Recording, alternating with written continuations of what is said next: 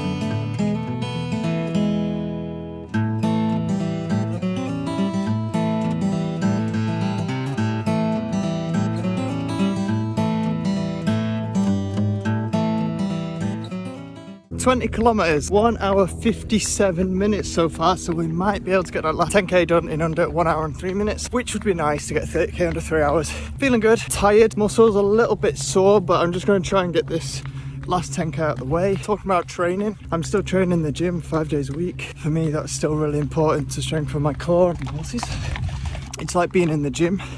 You're lifting weights and you're doing, I don't know, a set of 10 on the bench press. First 8 feel fine, the last 2, your muscles have gone. So I could get to 27k and then my muscles just stiffen up completely. It's a little bit like that. 25 kilometers, 5 kilometers left, so I know I'm gonna make the 30k now. I must admit, my muscles are hurting a little bit. My inner thighs and my feet and Achilles are hurting a little bit, but that's because I haven't ran more than 20 kilometers in the Vibram FiveFingers, the barefoot running shoes. So what's happening right now, because there are nerves, ligaments, bones, all that stuff in the feet, and over 2,000 sensors in the feet. My feet are now kind of like, oh, we've never done this much before.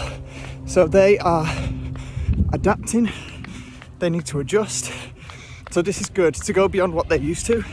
And once they've rested and recovered, they'll come back stronger. 27k, really happy. I know 30k is pretty much there, 3k away, not long now. My left Achilles, my left calf is tightening quite a lot. Don't need some foam rolling tonight, so I'm just trying to slow the pace down a bit. Don't want to cause any injuries, but being so close to the goal, I'm not going to stop. Just a bit of muscle cramp, need a bit of salt, a bit of magnesium, potassium, stuff like that, which I'll have when I get nearly there. I managed to complete the 30 kilometers. The last 2.5 kilometers was really tough.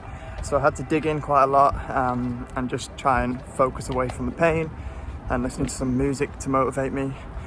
So it was quite good. As I said, my feet and my Achilles were hurting a little bit, and I think that's because I've never ran more than 20 kilometers in the Vibram FiveFingers.